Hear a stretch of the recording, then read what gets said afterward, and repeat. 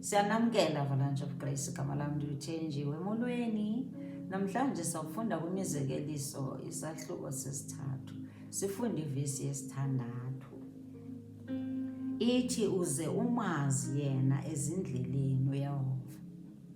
Ithi uze umazi uYehova ezindleleni zakho zonke. Acknowledge God in all your ways. Ithi wawulungelananisa umendo wakho. Uthi you will direct our steps. Sisifundo esikhulu esi. Sisixhobo sethu eso uku-acknowledge ngoYesu ngalo lonke ixesha. Ngokuthetha ngoYehova. Abantu basazi uba siphila ngaye. He's our source of life. Sisixhobo esikhulu eso. Ngoba kaloku thina sijongene utshaba lwakho, the accuser of the brethren. Akafuni noba ibe khona le relationship esinayo noJesus. Yiloo nto xa usudiniwe usithi nje uma nisithi mna le nto ndiyayeka evumelana nawe athi hayi mayibe ngunyaka wokugqibela kakade. Akafuni. Kanti impilo yam nawe kufuneka singalo lonke ixesha simthembe. Wena umuntu ongekamthembi, ongekamamkeli, impilo yakhe izawutshintsha xa uze kuye uthethe ngaye. NoYesu utsho phayana kuMatthew 10 verse 32. uYesu uthi wonke umuntu ngoko oya kundivuma phakathi kwabantu ndiya kumvuma nam phambi koba osezulwini. Oya kundikhanyela phakathi kwabantu nam ndiyamkhanyela phambi koba osezulwini. Kubalulekile acknowledgement. Kubalulekile kakhulu. Omnye umuntu owazincedayo, omnye umuntu esinobonela kuye nguAbraham. UAbraham kulaa test kwiGenesis 22 uyathestwa phayana nguYehova uba makayosacrifice ngonyanakhe. Lo nyanakhe owamlinda impilo yakhe, ubomi bakhe bonke. Wafumana laa test ethi makahambe ayonikela ngaye, ayosacrifice ngaye. Kwivesi 7 ke uthi umntwana uIsaki kutatakhe, tata, nanku umlilo, nasi inkuni, liphi na ke imvu yedini. Abraham wakhumbula uThixo wakhe owamkhupha ekhayeni lakhe, ngoba uAbraham wakhula ekhonza ii-idols. Wakhumbula wathi hayi mntanam, uThixo uzosibonela. Nathi ke siyabonelelwa, uzawuzibonela, uza kuprovida. Esithi uzoprovida. Wayemthembile, wayemazi uba kasoze nje amphe umntwana aphinde amthathe uAbraham. Nangoku ke wathi esathi uyaqala wabeka inkuni, wabeka noIsaka phaya, esathi uthatha isinkempe kwathiwa njena sithunywa sathi wabona aphuma ilizwi liphuma ezulwini lisithi nantsiya imvu, ungabi samonzakaliso mntanam. Noba ebubini masi-acknowledge, simvume in hard ways and trials, hard trials.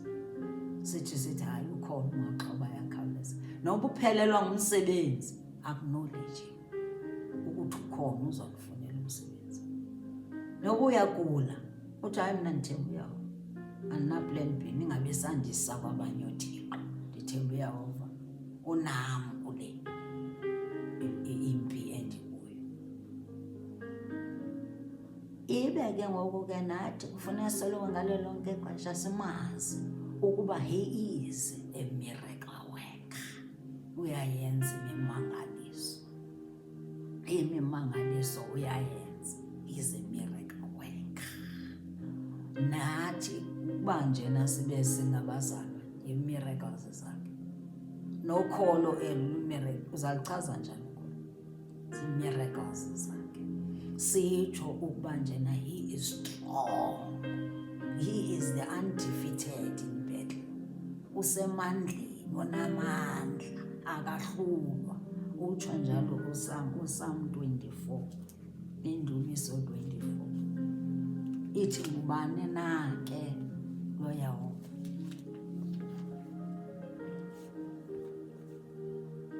Ithi njena, phakamisani iintloko zenu masango, niziphakamise minyango yaphakathi, angene ukumkani wosuku.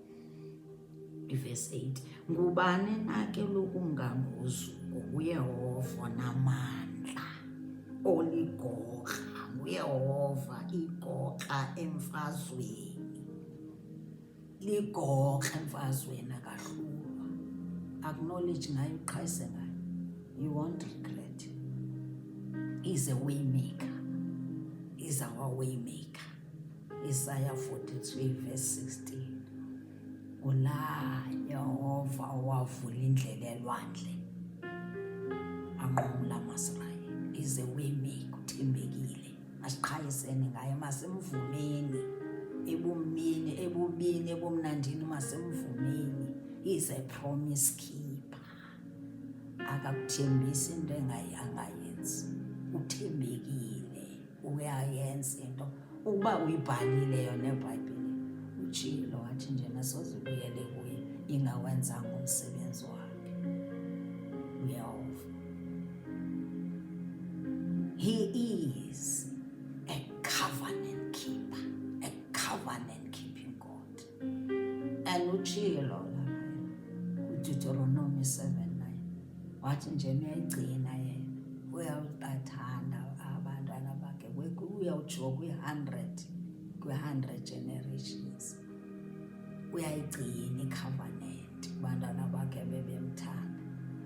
Xa umamkela ke une-covenant naye, uzawugcina ke i-covenant. Awusekho ukuthi uzojonga i-generation ukuthi hayi besikade sikhonza ii-idols. Once nje umamkela uYesu ungena kwi-covenant naye. And utshilo wathi njena kuPsalm 89 verse 34, athi yana akasoze ayiqala. He will not break that covenant. So xa singena kuYesu sine-covenant naye. Xa simshiya sisiya kwabanye othixo, izinto zethu zingalungi kwelaa cala, wazi ukuba kungenxa yokuba i-covenant yakho sayibambile nawe. Utshilo wathi i-covenant akasoze ayibreak. So xa usuka kuye usiya kwelaa cala usengxakini, soze zilunge izinto zakho phaa, singeke bakuncede ngoba i-covenant yakho ingapha kuYehova. Masiyumvumeni uYehova, masiqhayiseni ngaye, masithetheni ngaye nje kunjenjena kwi-end times, simphakamise. Phelile ixesha lofihla iBhayibhile. Phakamisa iBhayibhile yakho, utsho uthi nantsi phila ngaye lo mntu, ndiphila ngoYesu Kristu, ndiphila ngeBhayibhile, ngulizwi uYesu Kristu. Maxesha esiphila ngawo ngoku afuneka ngokuthi sifihle siphila ngaye ke nawo. God bless you. God bless you and God loves you.